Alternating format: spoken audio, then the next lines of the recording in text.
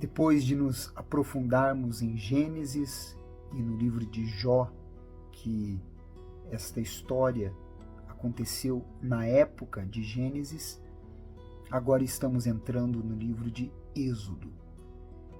E por que ler esse livro? Algumas anotações que eu fiz e queria compartilhar com você. Em primeiro lugar, esse livro ele fala sobre uma fuga espetacular e uma cena de perseguição de arrepiar os cabelos.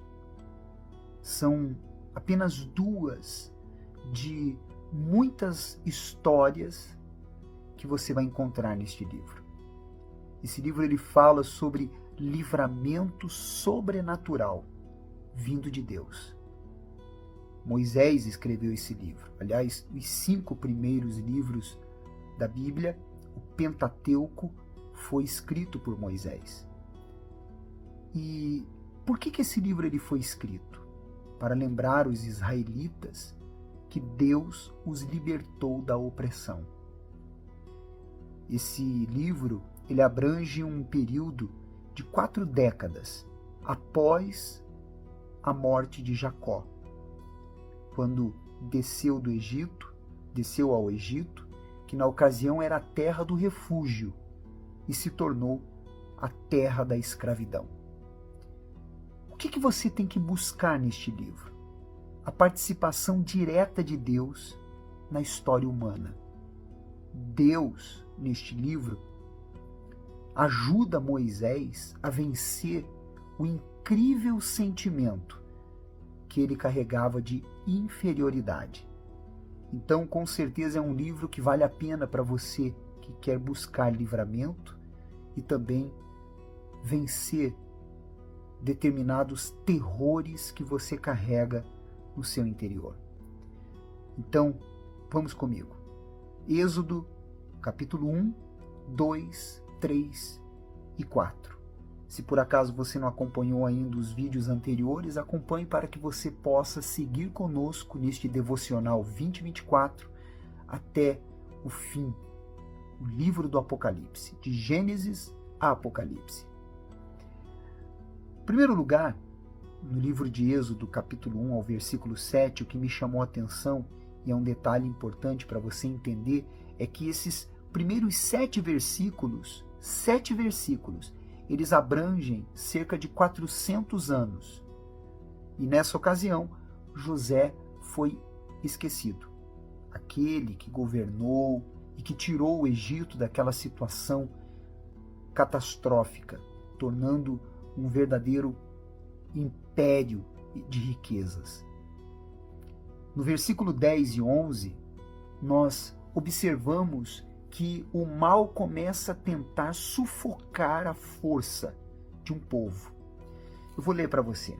Diz assim: Eia, disse Faraó, usemos de astúcia para com ele, povo de Israel, para que não se multiplique e seja o caso que, vindo guerra, ele se ajunte com os nossos inimigos, peleje contra nós e saia da terra.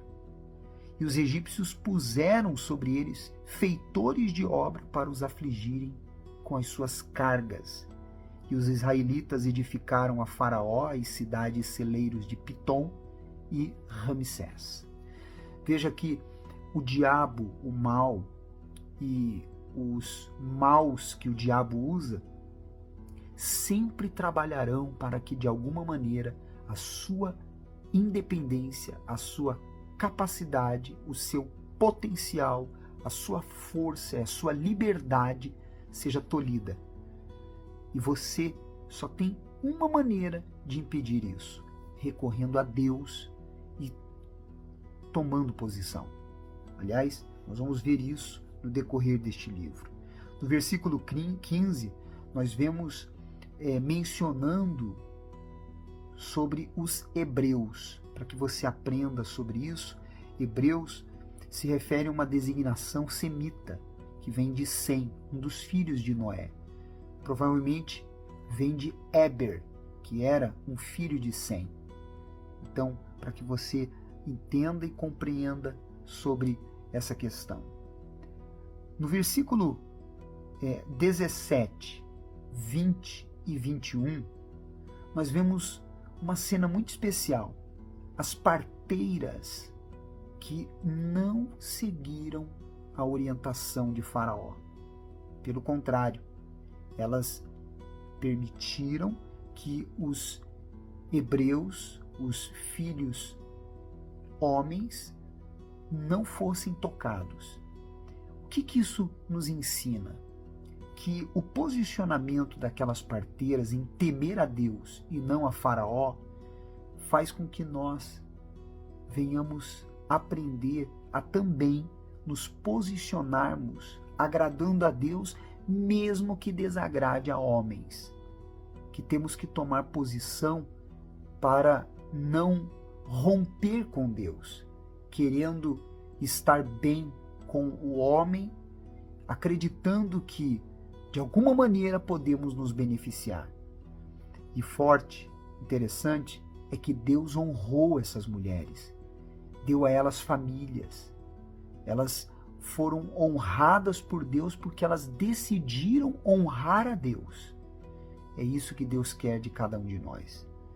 No versículo 12 do capítulo 2, eu vou ler para você, diz assim, falando sobre sentimentos de culpa. Olha só o que diz, 2:12. Olhou de um e de outro lado, e vendo que não havia ali ninguém, matou o egípcio e o escondeu na areia. Falando aqui sobre o momento em que Moisés ele livra um hebreu das mãos de um egípcio. Mas observe que ele olhou de um lado e olhou para outro, mostrando que havia dentro dele um sentimento de culpa em fazer aquilo. Ou seja, ele sabia o que era certo e o que era errado. Essa consciência ela é colocada dentro de todo ser humano. A consciência do que é certo e do que é errado. Agora, preste atenção em um detalhe. No versículo 11 ao versículo 17, nós observamos que o senso defensor dos oprimidos habitava dentro de Moisés. Isso chamou a atenção de Deus. Porque da mesma maneira que ele defendeu este homem, este hebreu, depois ele defendeu também as filhas de Jetro, ou Reuel. Então, quando a pessoa tem dentro dela essa essência de socorrer os oprimidos, é porque esta pessoa, ela é, de fato, uma pessoa que tem ela tem algo de especial dentro dela, um chamado. Ela é uma escolhida para um propósito de levar de alguma maneira a mensagem de salvação no seu comportamento ou com palavras àqueles que necessitam. Quando nós vemos no versículo 23 e 25, eu quero ler com você do capítulo 2, o quanto é importante o clamor a Deus. Ele diz assim, 2, 23 ao 25. Decorridos muitos dias, morreu o rei do Egito. Os filhos de Israel gemiam sob a servidão e por causa dela clamaram, e o seu clamor subiu a Deus. Ouvindo Deus o seu gemido, lembrou-se da sua aliança com Abraão, Isaque e Jacó. Viu Deus os filhos de Israel e atentou para a sua condição. O que nós aprendemos aqui? Que o gemido pela servidão os fizeram clamar a Deus e Deus os ouviu. Se você está vivendo um momento assim, clame a Deus, aí no seu particular. Ele vai te ouvir e vai criar situações como na ocasião criou para também te socorrer. Não só vai ouvir, mas vai descer a fim de livrar você desta situação que te oprime e que te desespera. No capítulo 3, nós vemos Deus, ele falando, capítulo 3, versículo 1, de Reuel, e depois ele fala de Jetro. Acredita-se que Jetro era um símbolo de uma excelência como sacerdote. Da mesma maneira como Deus ele fala do Horebe e também fala do Sinai, que são os mesmos lugares. Antes, primeiro lugar, o lugar onde houve um encontro entre Moisés e Deus. E depois este mesmo lugar, o lugar onde os mandamentos de Deus foram dados a Moisés e aos filhos de Israel. Sabe o que isso significa?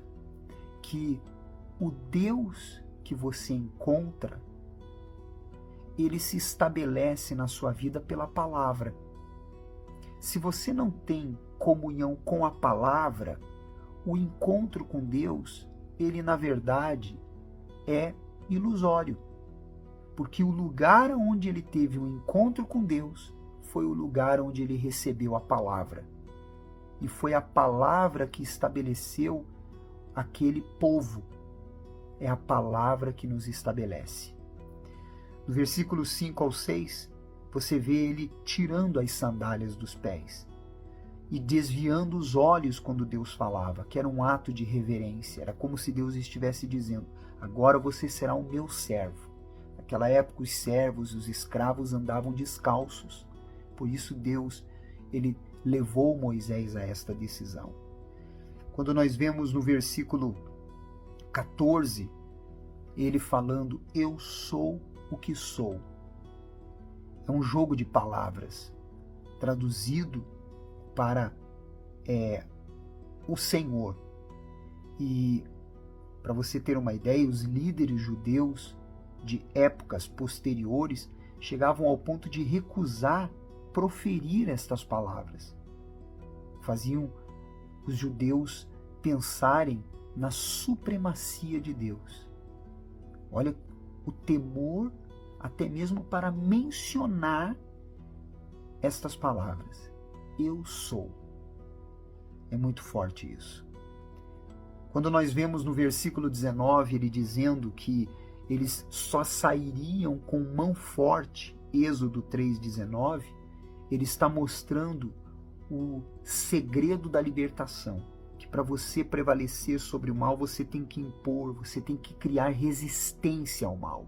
Você não pode afrouxar a mão para o mal, se render ao mal. Você tem que resistir ao mal. E ele fugirá de você, como está escrito no livro de Tiago, no capítulo 2. É tão glorioso que ele termina o versículo 21 e 22 falando que eles não sairiam de mãos vazias. Sabe por quê? Porque a obra que Deus faz é completa. Deus nunca faz a obra pela metade. Deus os livrou e os tirou com todas as necessidades que eles tinham supridas. É muito forte. No livro de Êxodo 4, do 1 ao 9, nós vemos Deus falando para Moisés sobre a vara e sobre a mão leprosa. Quando ele fala sobre a vara e a serpente, que se tornou em serpente, é porque eram símbolos egípcios de vida e poder, para mostrar que ele prevalecia sobre isso. E a mão leprosa mostrando a soberania de Deus sobre doenças mortais. Quando ele fala para tornar a água do rio Nilo em sangue, era demonstrando que o poder de Deus estava sobre todos os deuses egípcios. Porque o rio Nilo, ele era um rio para eles sagrado.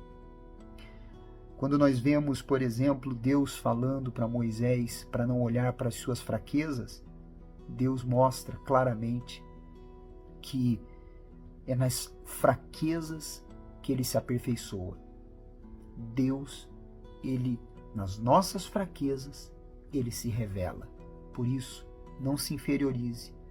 Não olhe para as suas inseguranças como Moisés, que era um profundo inseguro. Quando ele fala para ele tomar o seu bordão e ir até o Egito, ele estava dizendo: assuma a sua fé, tome posição, assuma a sua condição. É o que Deus quer que você faça. Assuma-o diante de tudo e todos, para que Deus possa se revelar. Nós continuaremos amanhã falando mais sobre este assunto e também mais detalhes no livro de Êxodo. Você é especial para Deus. Envie este vídeo aos seus conhecidos.